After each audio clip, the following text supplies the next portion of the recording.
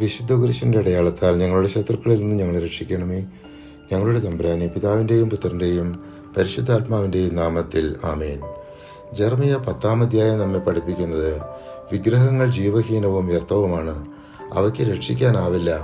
യഹോവ മാത്രമാണ് സത്യദൈവം, ജീവനുള്ളവനും നിത്യരാജാവും. മനുഷ്യന്റെ വഴി ദൈവത്തിൻ്റെ കയ്യിലാണ്. ദൈവത്തിൻ്റെ ശാസനം കരുണയിലാണ്. കർത്താവേ, നീതിപൂർവം എന്നെ തിരുത്തണമേ.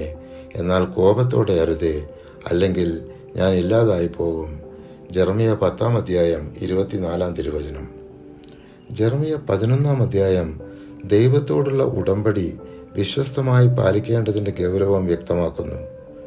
അനുസരണക്കേടും വിഗ്രഹാരാധനയും ദൈവത്തിൻ്റെ വിധിയിലേക്ക് നയിക്കുന്നു.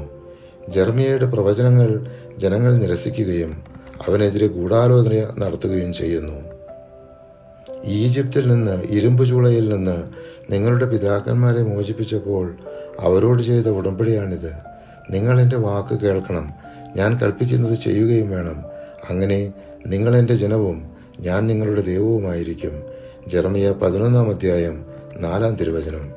ജെറമിയ 12-ാം അധ്യായം ദുഷ്ടന്മാരുടെ താൽക്കാലിക വിജയവും ദൈവത്തിൻ്റെ അന്തിമ നീതിയും വ്യക്തമാക്കുന്നു.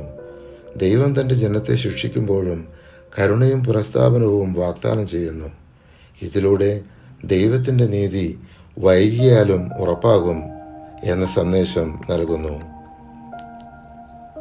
എൻ്റെ ജനമായ ഇസ്രായേലിന് ഞാൻ നൽകിയ അവകാശത്തിന്മേൽ കൈവയ്ക്കുന്ന ദുഷ്ടന്മാരായ എല്ലാ അയൽക്കാരോടും കർത്താവ് അരുളി ചെയ്യുന്നു, അവരെ തങ്ങളുടെ ദേശത്തു നിന്ന് ഞാൻ പിഴുതെറിയും. അവരുടെ കയ്യിൽ നിന്ന് യൂദാഭവനത്തെ ഞാൻ പറിച്ചെടുക്കും.